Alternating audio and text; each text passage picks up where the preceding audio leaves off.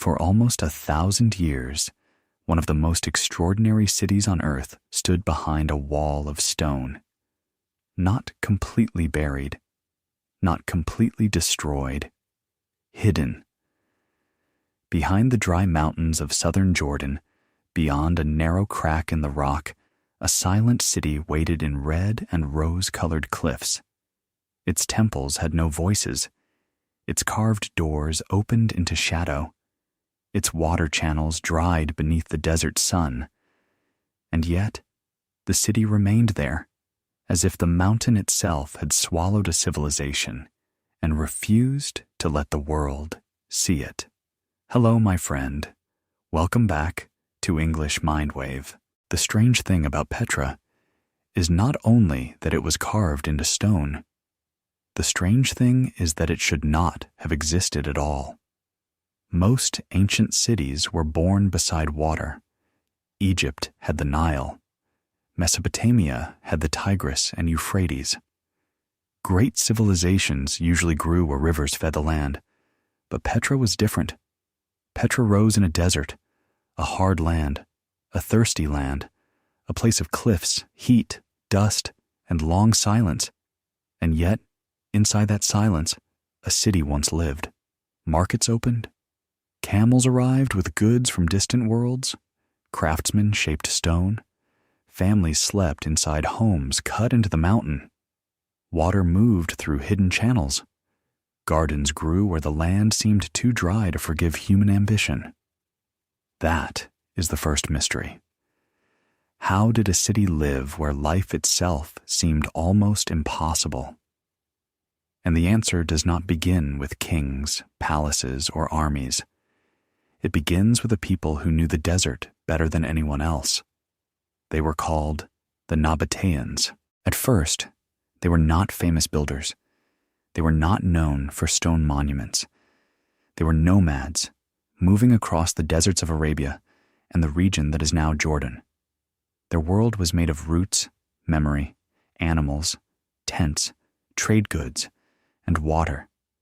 A hidden spring between rocks, a safe path through a canyon, a mountain shadow against the sun, a sign carved into stone so another caravan would know where to turn.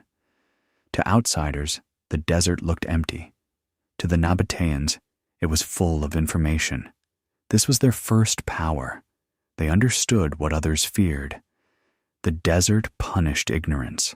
A person could carry gold, spices, silk, or precious incense, but without water, all wealth became useless. In that world, the most valuable knowledge lived inside the minds of people who knew where life could still be found. The Nabateans knew where the water was. That simple truth changed everything. Across the desert, ancient rock carvings and inscriptions worked like silent messages. A camel carved into stone could point toward a route. A name written on a wall could mark a place of memory. These were not decorations. They were survival codes. And slowly, this knowledge became something larger. Water became movement. Movement became trade. Trade became wealth. Wealth became power. And power one day became Petra. But Petra was not the beginning of the story. That is what makes the city even more mysterious. Petra was the final masterpiece. Before the rose-red city became a wonder, there were earlier steps, almost hidden in the mountains. One of those places was a high, rocky stronghold known as Sela, or Sela. It stood above the valleys like a secret lifted into the sky. At first glance, it looked too harsh for life, too high, too dry, too difficult. Why would anyone try to settle there? The answer was hidden beneath the surface. Pottery fragments showed that hands had once touched, shaped, and used this place. Chisel marks showed that rock had been cut with purpose. Cave dwellings suggested shelter. Post holes showed where tent poles may have stood in front of stone homes. That detail feels haunting. A tent beside a carved cave. movement beside permanence, the old nomadic life standing at the doorway of a new civilization. The Nabateans were changing. They were no longer only moving across the desert. They were learning how to stop. They were learning how to turn rock into protection. They were learning how to make the mountain hold memory. And then came the deeper secret. Under the stone, hidden from ordinary sight, were water tanks carved into the rock. Rainwater could be collected, stored, and protected. A place that seemed dry on the surface had a hidden system beneath it. This was not luck. It was engineering. It was patience. It was a new way of seeing the desert. Where others saw emptiness, the Nabateans saw design. And once they mastered that system, they were ready for something greater. Petra. By the time Petra rose into power, the ancient world was moving through trade. Frankincense and myrrh traveled from southern Arabia. Spices came from India. Silk came from China.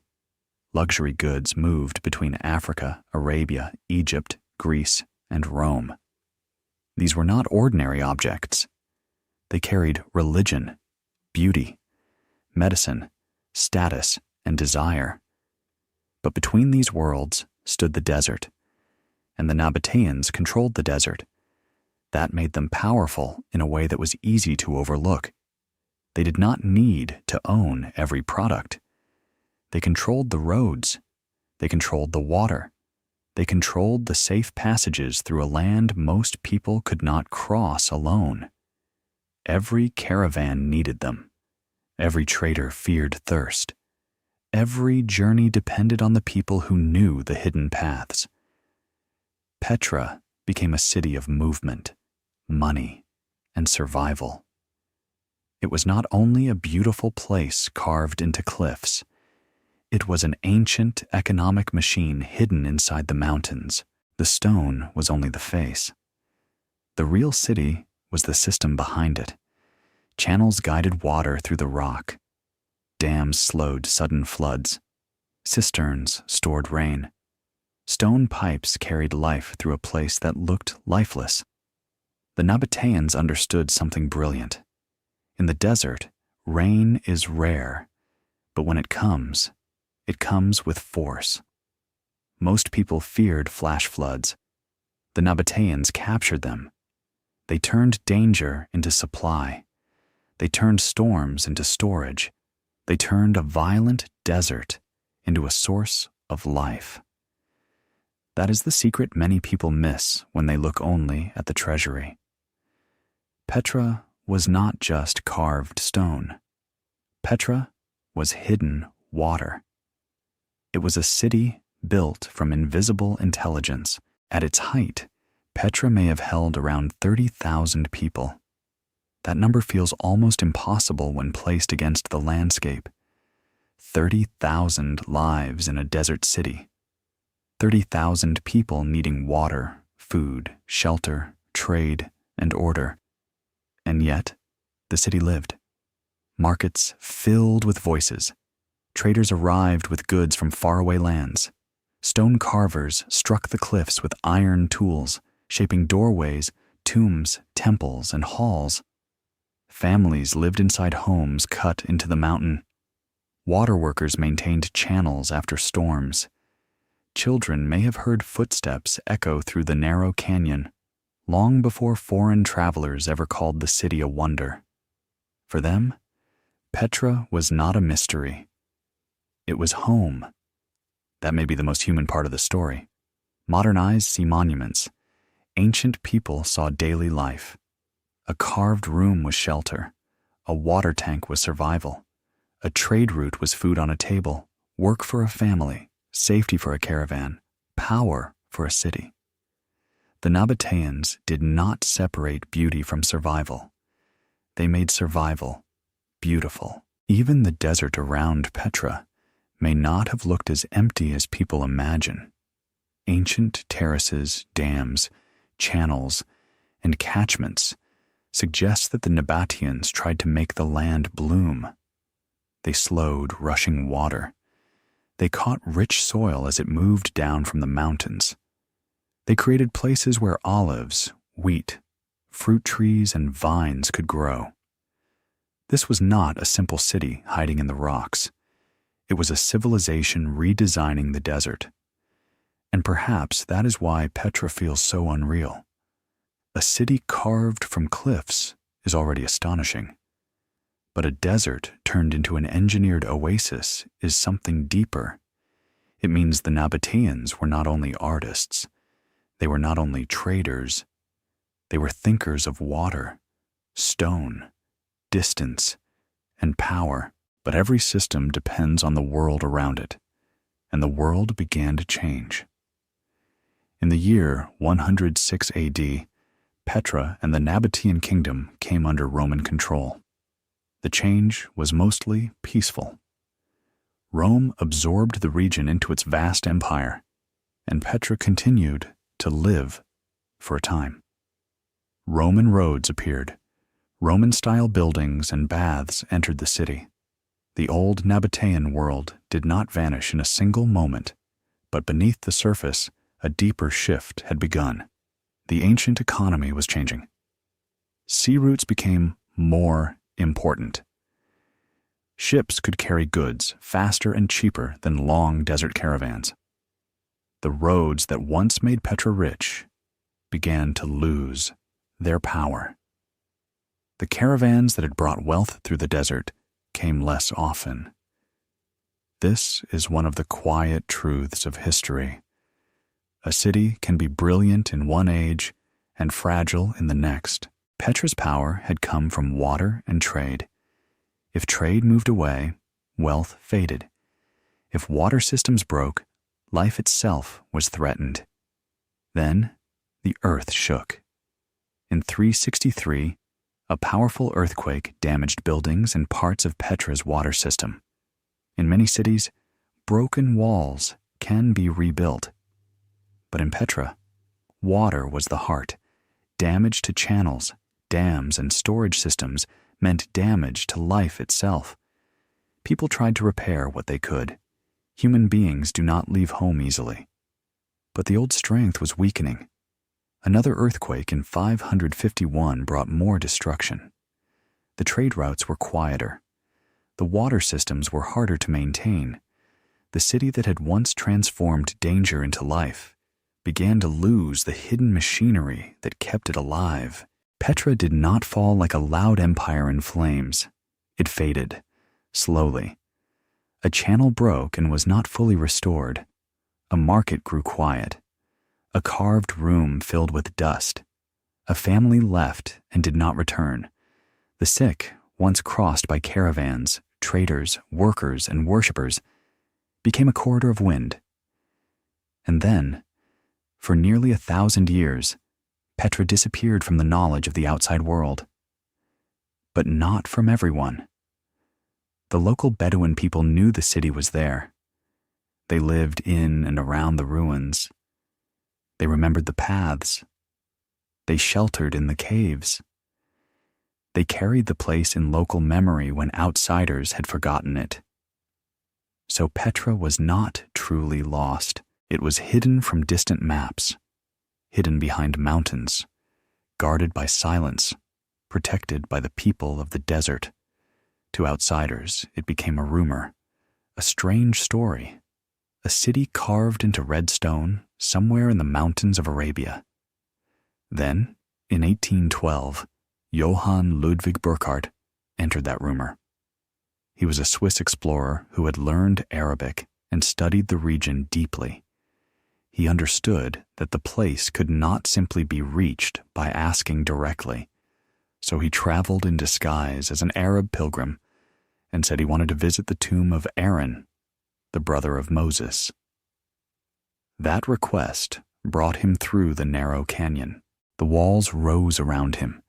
The path twisted through the mountain. And then the stone opened. The treasury stood before him, silent, massive, unbelievable. He could not openly draw maps or write detailed notes without raising suspicion. But he saw enough. Later, he wrote about Petra, and his words carried the hidden city back into the imagination of the outside world. Artists came, scholars came, explorers came. The rose-red city became famous again, but fame can sometimes hide the real story. Today, many people know Petra as a wonder. They know the treasury. They know the pink stone. They know the narrow canyon opening into a spectacular view. But the deeper Petra is harder to see. It lies in the hidden water tanks, in the broken channels, in the trade routes that once stitched continents together, in the mountain steps of earlier settlements, in the moment when nomads began to carve permanence into stone, in the silence of a city that was not simply built, but engineered against impossibility. Petra still haunts the mind because it is both triumph and warning. It shows what human beings can create when they understand a harsh world deeply enough. It shows how intelligence can turn scarcity into strength. It shows how water, trade, and geography can shape power more quietly than armies. But it also shows how fragile civilization can be. A trade route changes, a water system breaks, the earth shakes, a city empties, and what remains is stone. Beautiful stone, silent stone, stone that remembers what human voices cannot. Perhaps that is why Petra does not feel like an ordinary ruin. It feels like a secret that survived its own people. A city where the visible monument is only the surface and the real miracle is hidden beneath it. The Nabateans did not simply carve buildings into cliffs. They carved a way of surviving into the desert. They turned fear into knowledge, knowledge into trade, trade into wealth, wealth into architecture, architecture into memory, and then they vanished into the silence of the place they created. Petra remains because the mountain kept their answer, a red city behind a narrow canyon, a hidden machine of water and stone, a reminder that some of history's greatest wonders were not born from comfort, but from people facing the impossible and refusing to disappear. And maybe that is the question Petra still leaves behind. How much beauty can human beings create when survival gives them no easy path? And how many forgotten hands are hidden behind the wonders the world still admires? If this story stayed with you, share what moved you most. The hidden city, the secret water beneath the desert, or the people who turned survival into beauty. And if you want more cinematic stories like this, subscribe to English Mindwave.